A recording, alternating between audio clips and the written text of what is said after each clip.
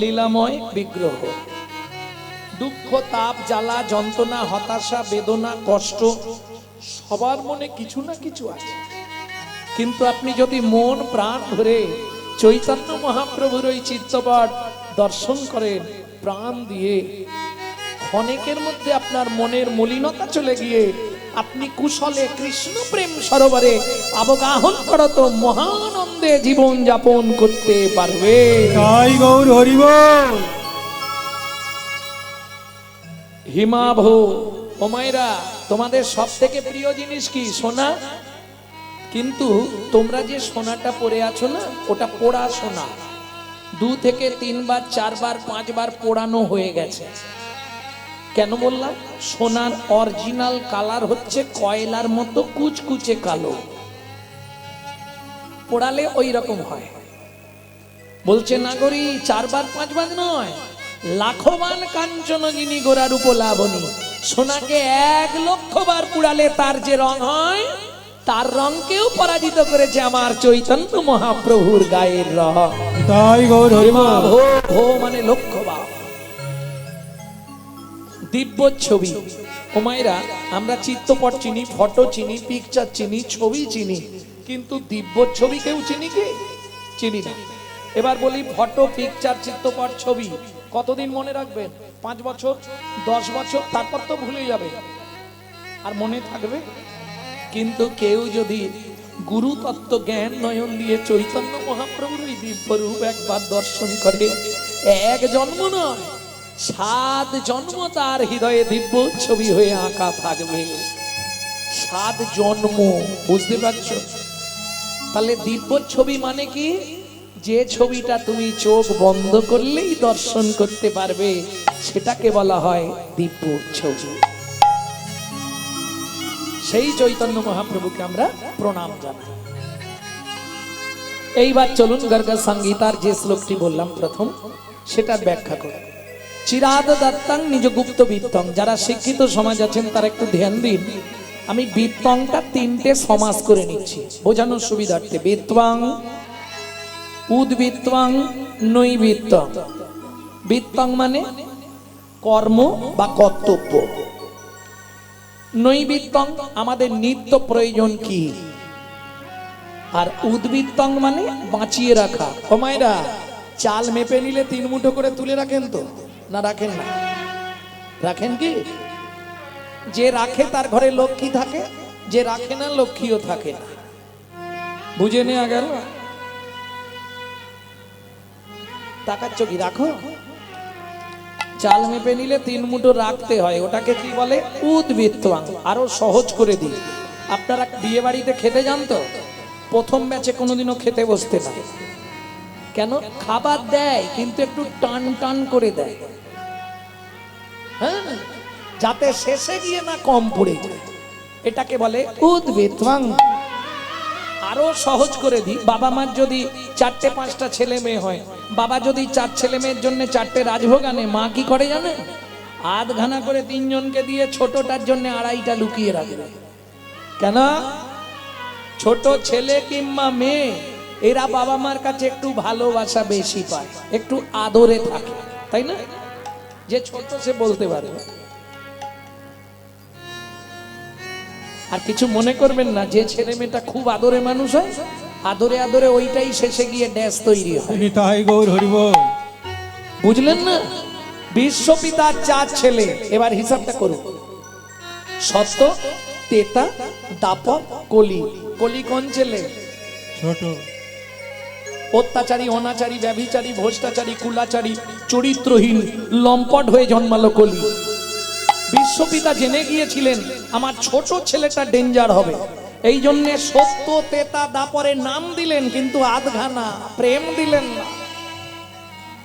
3 যুগের প্রেমটাকে উদ্বৃত্তং বাঁচিয়ে রাখলেন। কোথায়? আস্তে। কাজ বাড়িতে মাল যদি বেশি হয়ে যায় কোথায় রাখে? ইংলিশে বলা হয় স্টোর রুম, গ্রাম্য ভাষায় বাংলায় বলা হয় ভাড়ার ঘর। নাকি আপনারা কি বলেন? তাহলে চলুন, চৈতন্য মহাপ্রভুর ভাড়ার ঘরটা কোথায় ছিল?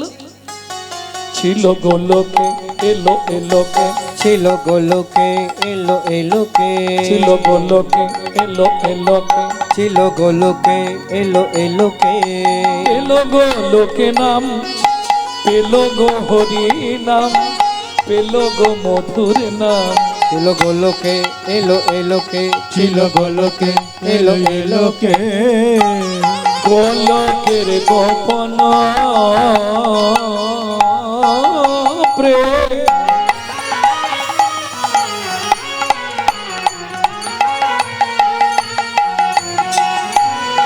পরিবারে দান, ব্রজ ছেড়ে নদিয়া এলো গৌর ভগবান। ব্রজ ছেড়ে নদিয়া এলো আমার গৌর ভগবান। আস্তে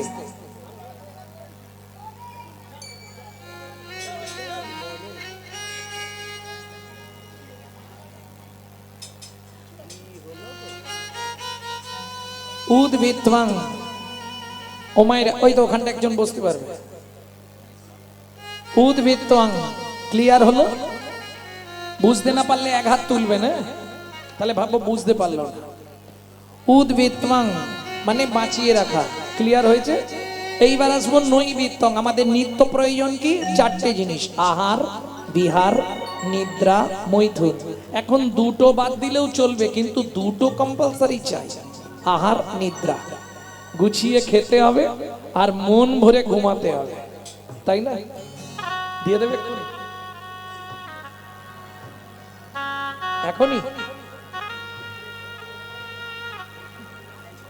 গৌরচন্দিকাটা শেষ করে বসো না, যত কম পরে থাকবো তত কষ্ট কম হবে।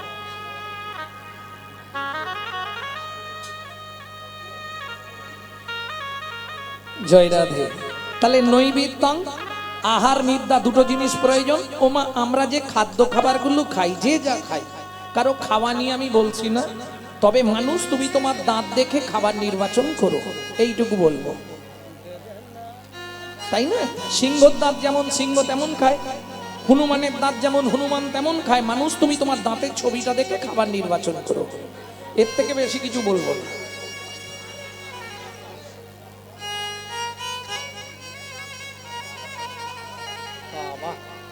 হয়ে গেল। আজকে তো শুক্রবার নয়,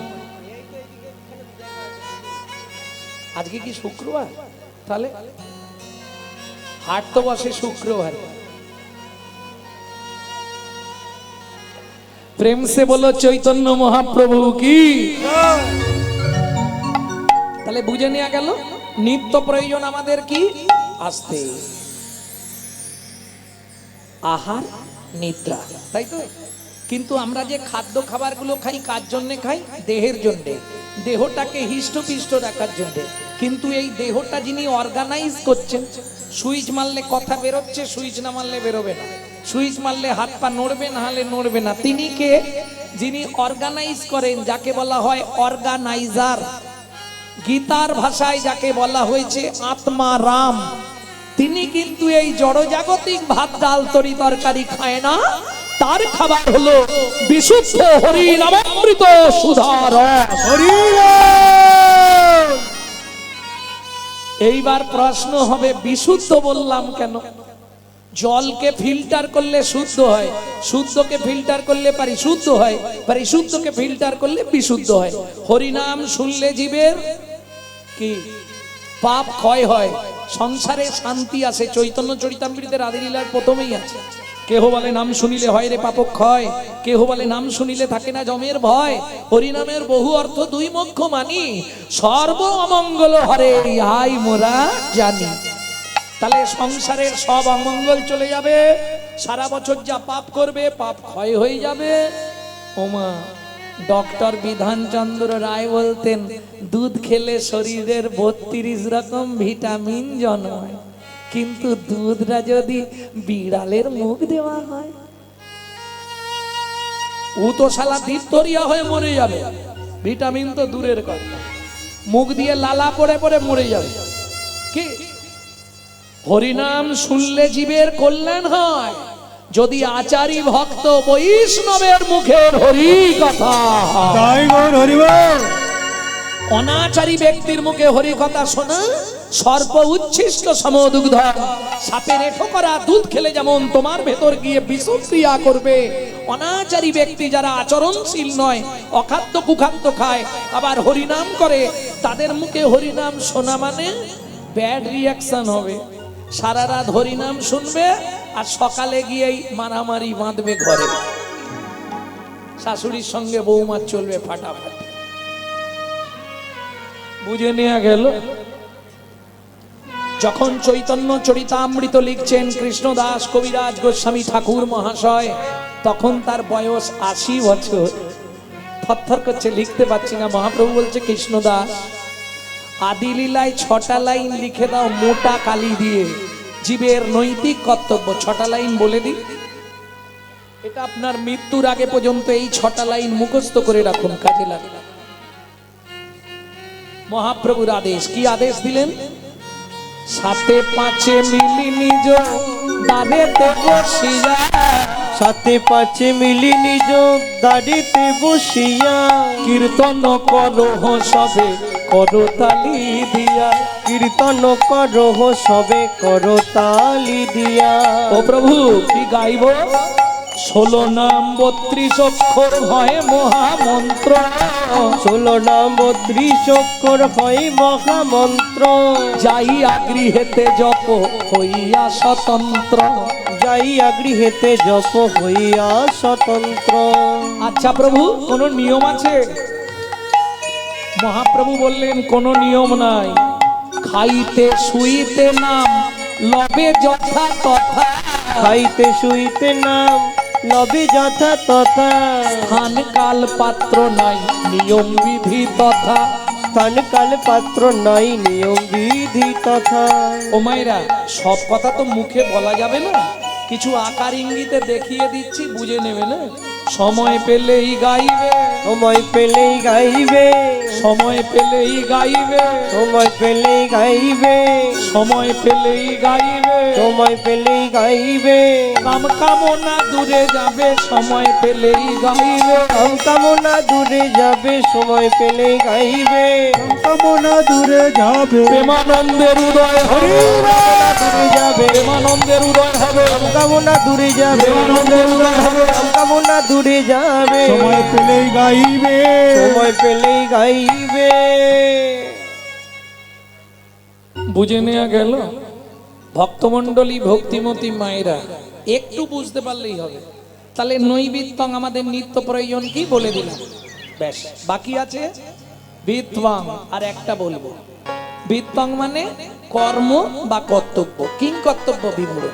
আমি যে মানুষ হয়ে জন্ম এখন, হ্যাঁ এদিকে ও জবার মা, এই দেখো কিরম কথা বলছে।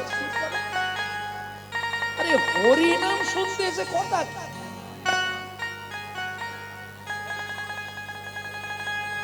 ক্যামেরা চলছে।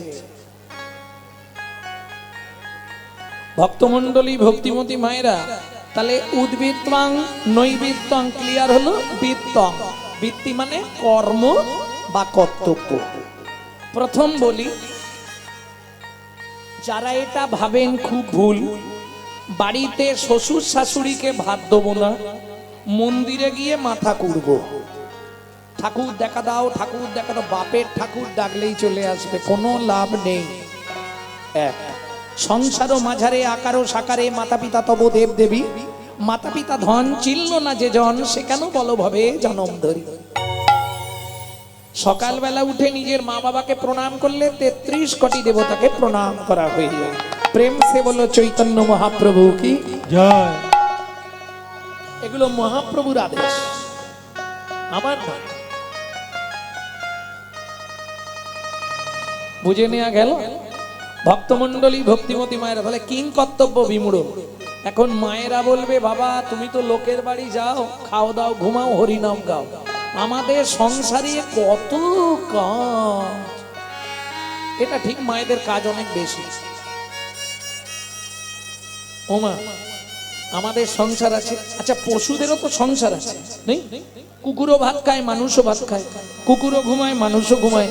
কুকুরের সন্তানাদি হয়, মানুষেরও সন্তানাদি হয়। এক্সট্রা কি আছে? মানুষের মগজে দিলেন চৈতন্য রূপ জ্ঞান, যার সাহায্যে মানুষ শ্রীকৃষ্ণ চৈতন্য সত্তাকে চিনতে পারে। কুকুরের মগজে দিলেন নৈতিক চরিত্র জ্ঞান, যেটা মানুষের থেকেও মানুষ ব্যবহার করতে শিখলো না। যদি বলেন কেন, আস্তে ছোট করো, যদি বলেন কেন, একটা মানুষকে নিমন্ত্রণ করে বাড়িতে ডেকে খাওয়াবেন, ও 2 ঘন্টা পর থেকে সমালোচনা শুরু করবে। সবই ঠিক করলো জানি রতনদা, হ্যাঁ চাটনিতে এত 5 ফোড়ন দিয়ে কেন কি হলো গো? হয় না, ও দাঁতে ঢুকে গেছে। ও যন্ত্রণা হচ্ছে, যা হয় না। সকালবেলায় খেয়েছি এতটা। এটা মানুষের নৈতিক চরিত্র, কিছু মনে করবেন না। একটা কুকুরকে 2টো করে এঁটো ভাত দেবেন, এত কটা এঁটো ভাত দেবেন, ও রাত্রি 12টা বেজে গেলেও আপনার বাড়ি পাহারা দেবে। কেন? কুকুর জানে, মনুসংহিতায় বলা আছে, যদি কোনো ব্যক্তি কোনো ব্যক্তির কাছে ঋণ করে মারা যায়, তাকে তার বাড়ির কুকুর হয়ে সেই ঋণ পরিশোধ করতেই হবে। বুঝে নেওয়া গেল? ও রাত্রি 12টা বাজলেও আপনার ঘর পাহারা দিয়ে ঋণটা শোধ করবে। কেন? প্রমাণ নেবেন কুকুরের নৈতিক চরিত্র জ্ঞান কতখানি। রাত্রি 12টার সময় বাড়ি ফিরবো, আমি আমার কথা বলছি, লালু এসে গেছে, লালু, ও যেখানে থাক ছুটে চলে আসবে, জানে কর্তা এসেছে, কিছু না কিছু আনবে। বুঝে নেওয়া গেল? চলুন সংলাপ কি বলছে শুনি।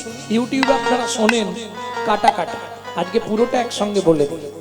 পশু জাতি বুঝতে পারে, বলতে জানে না, মানব জাতি জেনে বুঝেও মেনে চলে না।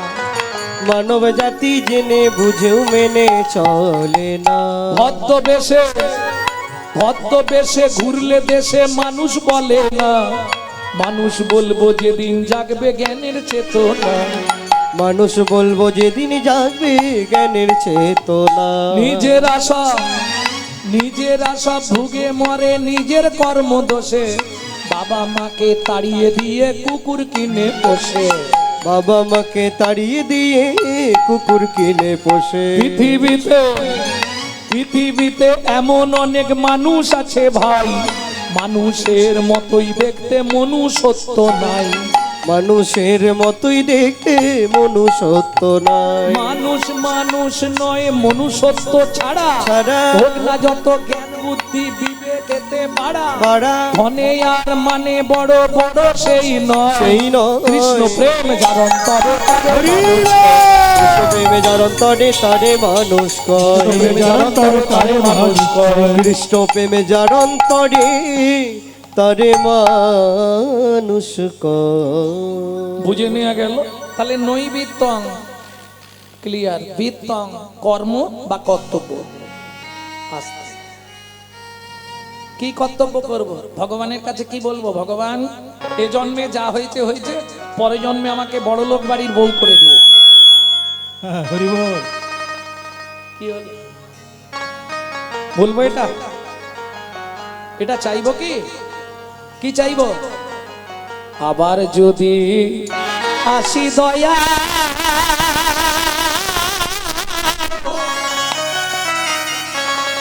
এ ভব সংসারে,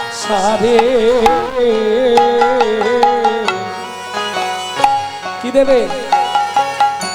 একজন কৃষ্ণ ভক্ত মায়ের গর্ভে,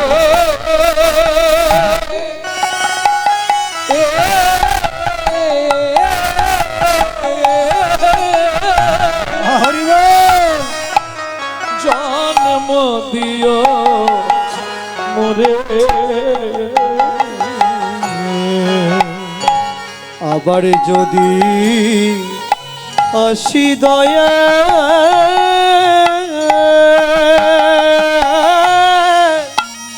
এই ভব সংসারে,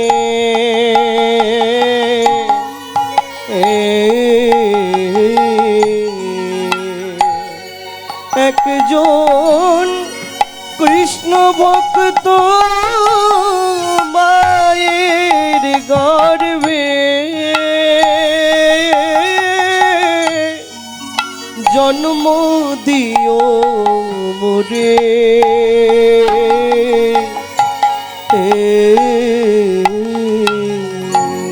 আমি উঁচু কুল চাই না গো। বিশ্বাস করো, আমি যখনই বাড়িতে থাকি, মন্দির আছে তো, মন্দিরে গেলেই ভগবানকে বলি, ভগবান এই উঁচু কুলে আর জন্ম দিও না, ব্রাহ্মণ কুলে আর জন্ম দিও না। কেন? ব্রাহ্মণ ক্ষত্রিয় বৈশ্য নেব না, যদি দিতে হয় শূদ্র কুলে, আমাকে মুচির ঘরে জন্ম দিও। কেন জানো? মুচির ঘরে জন্মাবো তাতে কোনো দুঃখ নেই, কিন্তু মা যেন হয় কৃষ্ণ ভক্ত।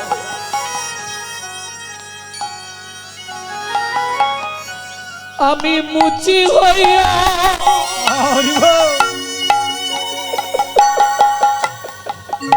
সুচি গব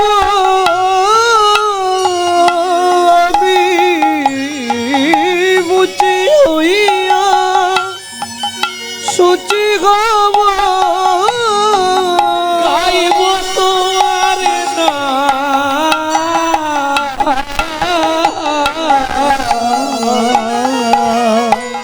তোমার মতো নেই তো আপন জন, ও দয়াল রে।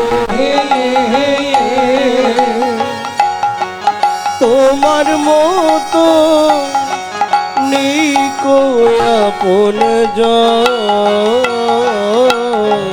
দয়াল রে। ও মায়েরা, মুচির ঘরে যদি তোমার জন্ম হয়, লাভ কি হবে? হে গোবিন্দ, আমি হয়তো কামিনী কাঞ্চন সংক্রামক ব্যাধিতে ভুগে ভুগে ভুগে ভুগে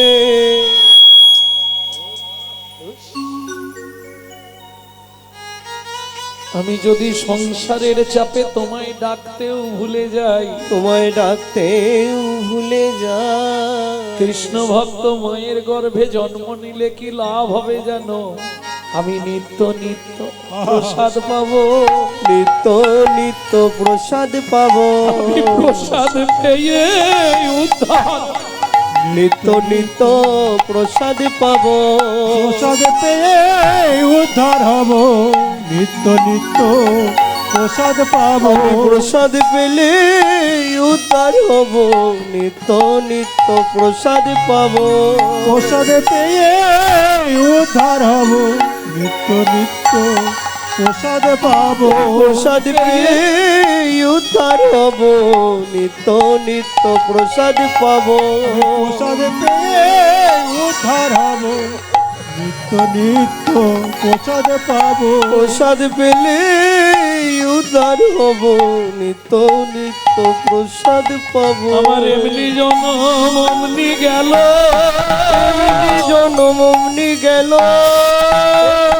জনম অমনি গেল, এমনি জনম অমনি গেল, আমার গতি কি বা হবে? এমনি জনম অমনি গেল, আমার গতি কি বাহারে, তুমি বিনা মোর কেহ নাই গো, বলো আমার গতি কি বা হলো, আর কেহ নাই হে। আমার গতি কি বা হলো, এমনি জনম অমনি গেল। জীবনে সব থেকে চরম চাওয়া, পরজন্মে, এ জন্মে যা হলো হলো, পরজন্মে আমাকে কিছু দাও না দাও, একজন কৃষ্ণ ভক্ত মায়ের গর্ভে আমার জন্ম দিও, তাহলেই আমার এই জন্মটা উদ্ধার হয়ে যায়। বুঝে নেওয়া গেল? এই হচ্ছে জীবনের চরম চাওয়া। তাহলে বৃত্তং, বৃত্তি মানে কর্ম বা কর্তব্য। কোন কর্তব্য করলে পরজন্মে আমি মানুষ হতে পারবো?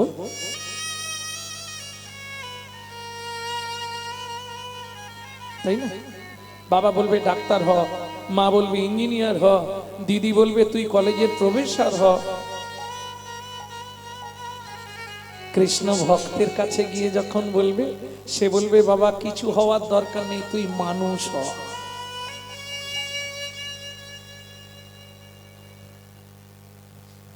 তাই তো জীবনের চরম চাওয়া।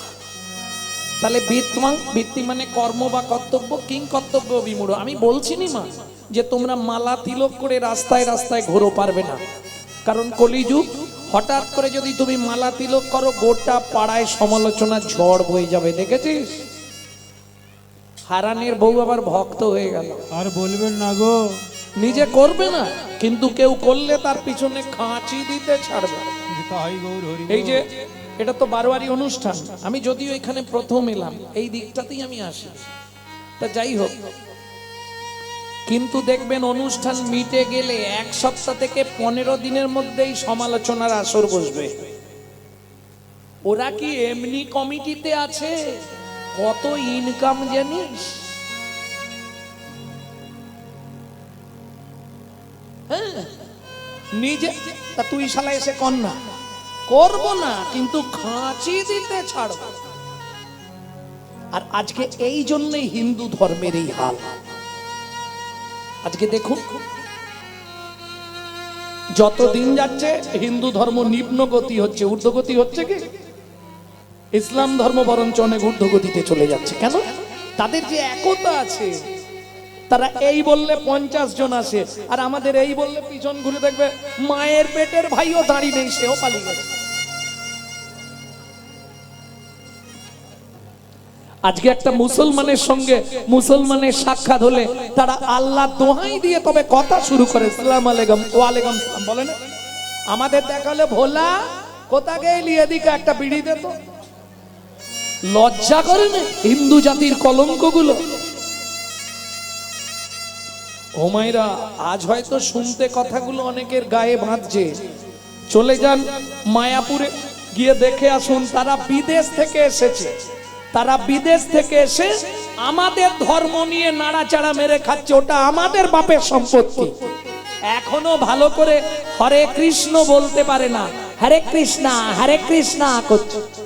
আর আমরা কলির এমন চরিত্রহীন সন্তান, নিজের বাপকে ছেড়ে দিয়ে শ্বশুরকে বাপ বলা প্র্যাকটিস করছি, এটাই আমাদের চরিত্র।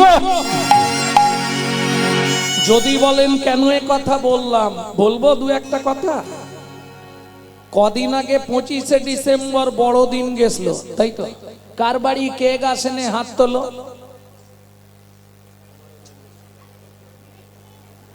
এত লোকের মধ্যে 2 জনের বাড়ি কেক আসে।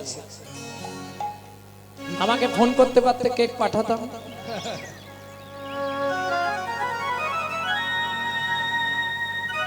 কেন বললাম? নিজের বাপকে ছেড়ে দিয়ে শ্বশুরকে বাপ বলা প্র্যাকটিস করছে। এরা চৈতন্য মহাপ্রভুর জন্মদিন জানে না, যিনি আমাদের ভগবান তাকে চিনল না। ওই খ্রিস্টান ধর্মের যিনি ভগবান যীশু খ্রিস্ট, তার জন্মদিন পালন। এর থেকে লজ্জা পৃথিবীতে কি আছে? বাবু না, তারপর কথা বলবো। শোনো মা, এই যদি চলতে থাকে, আগত কয়েক বছর পরে বাড়িতে থাকতে পারবেন তো? কারণ আমাদের তো জন্ম নিয়ন্ত্রণ আছে, 1 পিস কি 2 পিস, এর উপরে কেউ উঠবো না। ওদের তো নিয়ন্ত্রণ নেই, 12, 14, 16, 18, ওরাই সব কেড়ে নিবে আমার। কি এখনো সময় আছে, জাগো হিন্দু জাগো, দেশের কাজে লাগো। জাগো হিন্দু জাগো, দেশের কাজে লাগো। জাগো হিন্দু জাগো, দেশের কাজে লাগো। জাগো হিন্দু জাগো, দেশের কাজে লাগো। জাগো লক্ষ্মী মায়ের দান,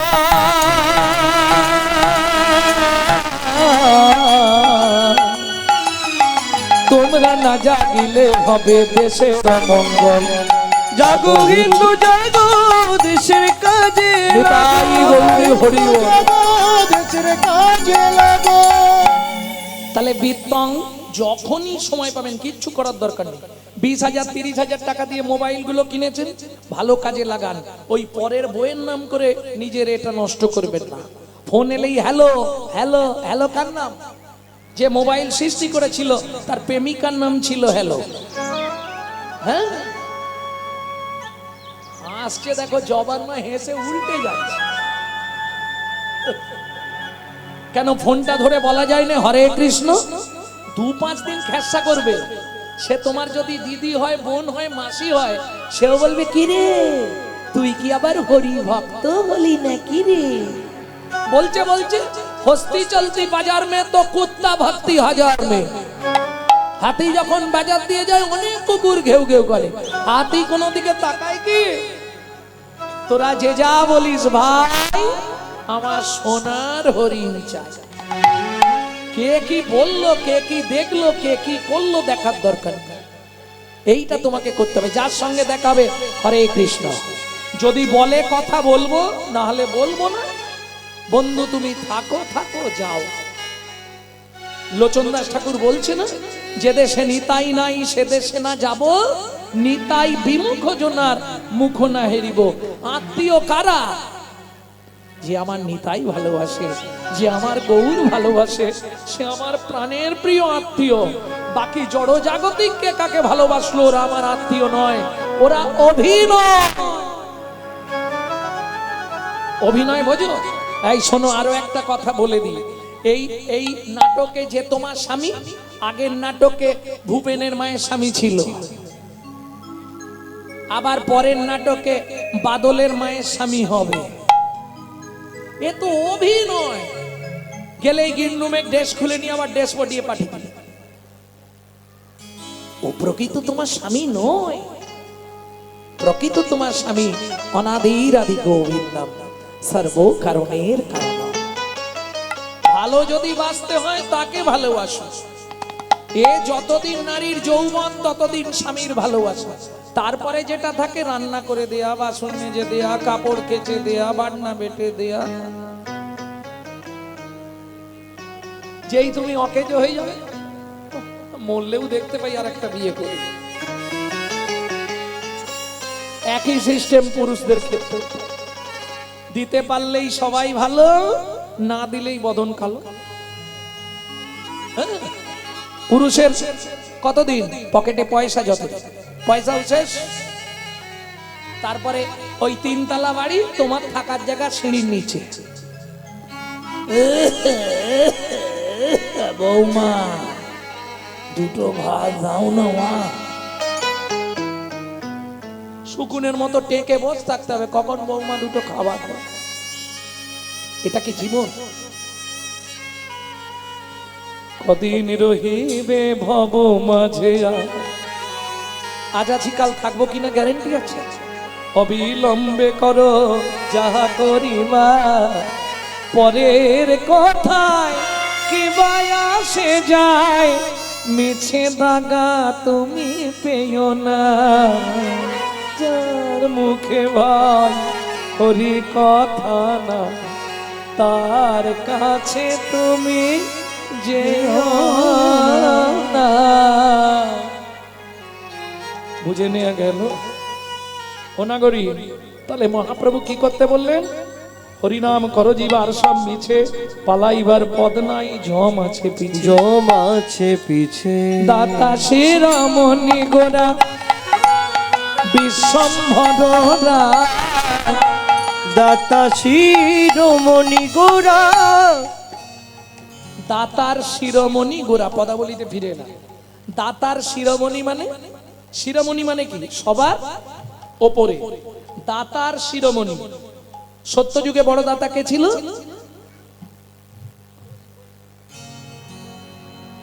সত্যযুগে বড় দাতা, তেতা যুগের বড় দাতা, তেতা যুগে ও বলি কর্ণ। বাহ, মুখস্থ করেছো ভালো, কিন্তু ফার্স্ট ক্লাস ভুল ভাল বলছো। ধরিয়া বামন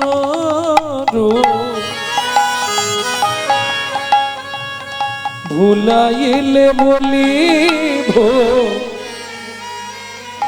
তিনি পদভূমি চেয়ে দা। ধন্য ধন্য হে ভগবান, ধরিয়া বামন তুমি ভুলাইলে বলিব, তিনি পদভূমি চেয়ে দেন। ধন্য ধন্য হে ভগবান,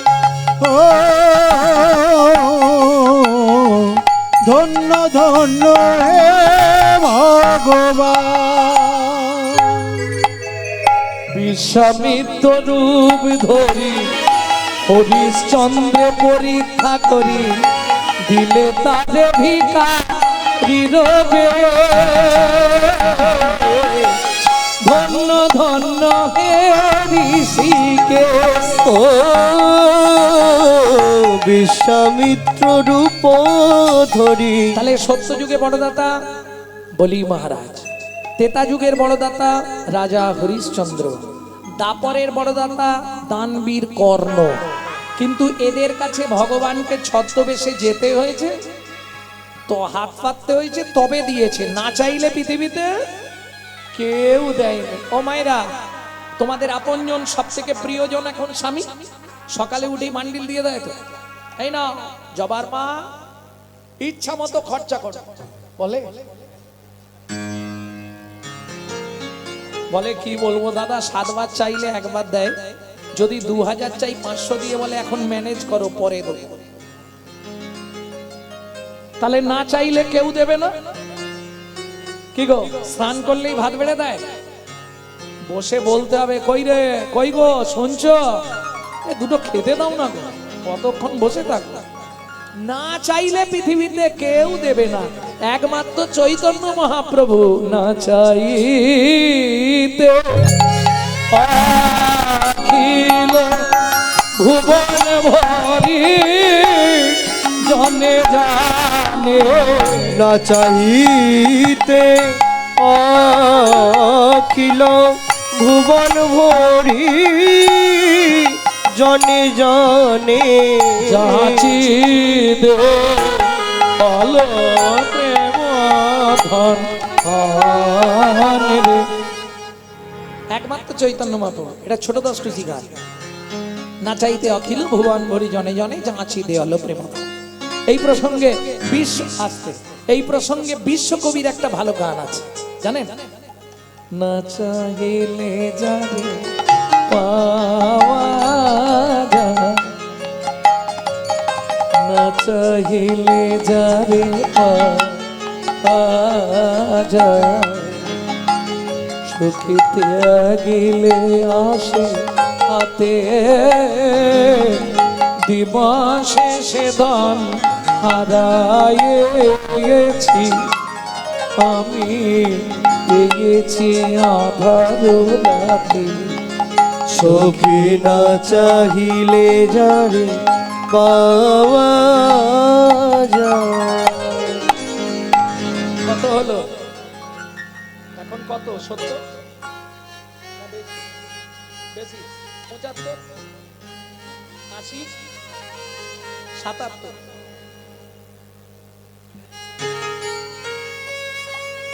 7 ডবল 7 বসে আছে। ভাবু, ছেলে বারণ করেছে, বৌমা বারণ করেছে, নাতিরা বারণ করেছে, এত রাতে তোমাকে যেতে হবে না। ও শুনবে?